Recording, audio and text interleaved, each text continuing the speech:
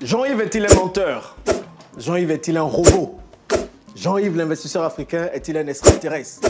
Comment bon sang fait-il pour gérer plusieurs business à la fois? Les amis, je vais partager avec vous dans cette vidéo mes secrets.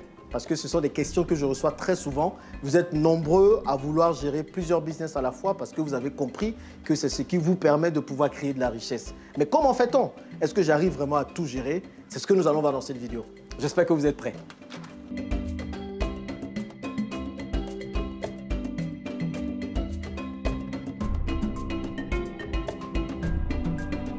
Mais avant d'aller plus loin, si vous êtes là pour la première fois, bienvenue sur la chaîne L'Investisseur Africain. Je m'appelle Jean-Yves Bragbo, multi-investisseur et entrepreneur principalement en Afrique, à Dubaï et dans d'autres contrées du monde. Ici, je partage tous les secrets pour vous permettre de pouvoir réussir tous vos investissements. Si c'est une thématique qui vous intéresse, les amis, vous avez deux choses à faire. La première, abonnez-vous en cliquant sur le petit bouton rouge « S'abonner » qui s'affiche en bas. Et également, cliquez sur la cloche. Cela vous permettra de ne pas rater les vidéos que je publie ici régulièrement. Et une dernière chose, les gars, moi je prends le temps pour partager les connaissances que j'ai. Prenez aussi le temps pour partager cette vidéo. Je reste convaincu qu'elle pourra aider plusieurs personnes. Bon, comment je fais pour gérer plusieurs business en même temps? Bon, quand on parle de business, certains vont se demander de quel business ils parlent. On va essayer de récapituler un peu les business que je gère aujourd'hui pour que vous puissiez voir un peu de quoi je veux parler ensuite. Donc aujourd'hui, je gère 3 immeubles de rapport en France. C'est quand même un business parce qu'il faut quand même les gérer. C'est plusieurs appartements à gérer. Je gère une entreprise à Dubaï de livraison. Elle est implantée à Dubaï, également au Kenya et bientôt certainement en Côte d'Ivoire et dans d'autres pays d'Afrique. Je gère ici en Côte d'Ivoire 4 autres entreprises. La première, la compagnie des investisseurs africains. Je pense que vous avez vu un peu sur le business de taxi. Aujourd'hui, on a 60 véhicules qu'on gère, dont 120 chauffeurs quand même qui doivent rouler ces véhicules. On a 20 véhicules qu'on reçoit la semaine prochaine, donc ça fera 80. L'objectif est d'avoir 200 véhicules très bientôt. En plus de ça, il y a un hôtel en construction à Jacquesville. Un hôtel qui coûte beaucoup cher et qui veut avoir un certain standard. En plus de ça, il y a aussi un splash park, un parc d'attractions à peu près que nous sommes en train de mettre sur pied. Et en plus, il y a les Dabali Express. Donc aujourd'hui, on est en train d'en ouvrir 3 seulement dans la ville d'Abidjan. Bientôt, on ira dans d'autres pays comme le Bénin, comme le Gabon et même la France. Et pourquoi pas les États-Unis, tous on est en train de voir. Et en plus de tout ça, bien sûr, il y a une société de négoce aussi que je gère. Donc, je vous ai déjà parlé des différents projets de négoce que j'ai sur pied. On est en train de vendre des noix de cajou, du caoutchouc. Bientôt, je vais vous envoyer dans toutes les démarches que nous faisons pour vous permettre, vous aussi, de vous investir dans le négoce parce qu'il y a beaucoup d'argent dedans. Et en plus de ça, il y a Internet. J'ai une page e-commerce qui me permet quand même de générer un peu d'argent. Et puis YouTube, je ne considère pas ça comme un business. YouTube me permet vraiment de pouvoir partager les connaissances que j'ai avec vous. Mais ça prend un peu de temps quand même et je pense qu'on peut noter ça. Et en plus de ça, il y a les enfants, il y a la famille, il y a la femme, il y a plein de choses. Donc clairement, ce n'est pas évident. Et je vais vous faire une petite confidence. Les gars, c'est chaud. C'est chaud même. Je ne sais pas comment je fais pour régler ça. C'est beaucoup de nuits blanches. Beaucoup de nuits blanches, pour vous dire la vérité. Mais ce n'est pas impossible. Si je le fais et que d'autres personnes le font, il y a forcément des secrets, il y a forcément des choses pour pouvoir réussir à gérer plusieurs business en même temps. Mais vous, si vous commencez maintenant, votre objectif n'est pas de gérer plusieurs business en même temps. Moi, j'arrive à me retrouver dedans parce que forcément, il y a l'expérience. Ça fait plus de 13 ans que je suis entrepreneur et investisseur. Si vous commencez maintenant, focalisez-vous sur un business, faites tout pour réussir ce business-là. Et ensuite, vous pourrez rajouter d'autres cordes à votre arc. Maintenant, je vous partage les 3 secrets, ou en tout cas les 3 choses qui sont primordiales quand on a besoin de gérer plusieurs choses à la fois. La première chose qui est très primordiale pour moi, c'est l'association. Tous les business que je lance, je ne suis pas seul. À part l'immobilier où j'achète forcément en nom propre ou au nom de ma femme et moi, les autres business, je suis toujours avec quelqu'un. EasyBox à Dubaï, j'ai un partenaire avec qui je travaille et qui fait toutes les opérations. Moi, je suis là juste pour travailler sur la stratégie. Pareil ici pour toutes les entreprises, que ce soit la compagnie des investisseurs africains, le négoce et tout ça. Il y a des personnes avec qui je travaille. Moi, je crois en la règle de l'association. Vous savez, je ne suis pas un renard. Je ne pense pas être plus rusé que ce soit. Je ne pense pas tout savoir. Je me dis que le fait de mettre des cerveaux ensemble est toujours bénéfique. Un chasse 1000, 2 chasse 10 000, on a l'habitude de dire. Et je pense que plusieurs cerveaux qui se mettent ensemble, c'est toujours plus intéressant. Donc, je travaille toujours avec des personnes. J'aime travailler avec des personnes. Oui, parfois, je suis chiant, je suis demandant, je crie, je hurle, je fais tout ce que je veux. Mais en réalité, je pense que c'est en travaillant ensemble qu'on avance. Seul, on va vite. Ensemble, on va vite et loin. C'est pour ça que vous me voyez beaucoup parler de Ubuntu. Nous sommes parce que nous sommes une communauté. Je suis parce que nous sommes une communauté. Et ça, c'est la première règle qui me permet de pouvoir gérer plusieurs business en même temps.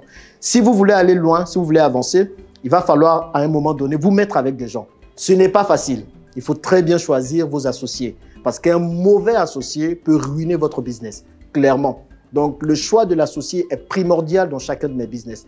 Et moi, je dis toujours, je m'associe à des personnes. Donc, il faut voir leur moralité et la façon dont ils se comportent avec l'argent. Tous les gens avec qui je m'associe, forcément, j'ai eu le temps de voir un peu comment ils se comportent avec l'argent et tout ça.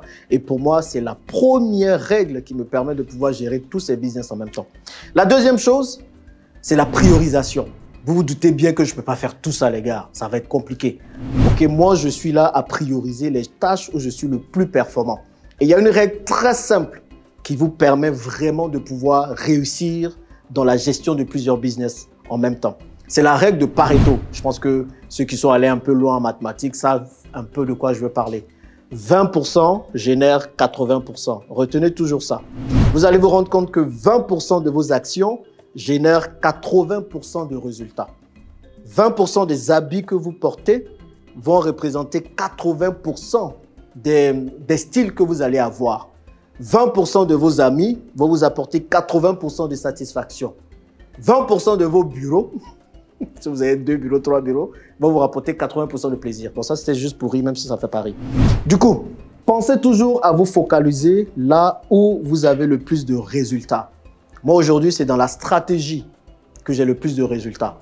Les véhicules que nous avons, par exemple, vous n'allez pas me voir en train de les conduire. Pas parce que je ne sais pas conduire, pas parce que je néglige les chauffeurs qui conduisent, mais parce que les chauffeurs sont bons à conduire et moi, je suis là pour créer le système. Donc, je vais me focaliser sur le système. Et c'est 20% de ce temps que je passe à me focaliser sur le système qui va créer 80% des résultats. Le fait que le cash soit, par exemple, en sécurité. Donc, dans chacun des business que vous allez lancer, demandez-vous où êtes-vous le plus performant. Donc, demandez-vous toujours là où vous êtes le plus performant. Et c'est là-bas qu'il faut vous focaliser. Je vois plusieurs entrepreneurs parce qu'on dit toujours, oui, il faut savoir vendre. Il faut savoir vendre. Si tu n'es pas un entrepreneur, que tu ne sais pas vendre, si tu es mort. Donc, du coup, il y a plusieurs entrepreneurs, eux, qui ne savent pas vendre parce qu'ils sont timides, parce qu'ils n'aiment pas beaucoup la foule et tout, et qui veulent se forcer à tout le temps vendre, à faire ça. Du coup, ils sont dans quelque chose qui ne leur convient pas. Bien sûr, il faut apprendre à vendre en tant qu'entrepreneur. Maintenant, si ce n'est pas votre qualité première, vous pouvez vous associer à quelqu'un qui sait vendre. Et vous, derrière, faire la partie technique. Et c'est souvent ce qui arrive. Vous allez voir un bon commercial, un bon vendeur, il n'est pas très bon technique. Et un bon technicien, il n'est pas très bon vendeur. Donc, en se mettant ensemble, les gens arrivent à le faire. Donc, pensez à vous concentrer sur ce qui crée de la valeur sans forcément créer de la friction à votre niveau.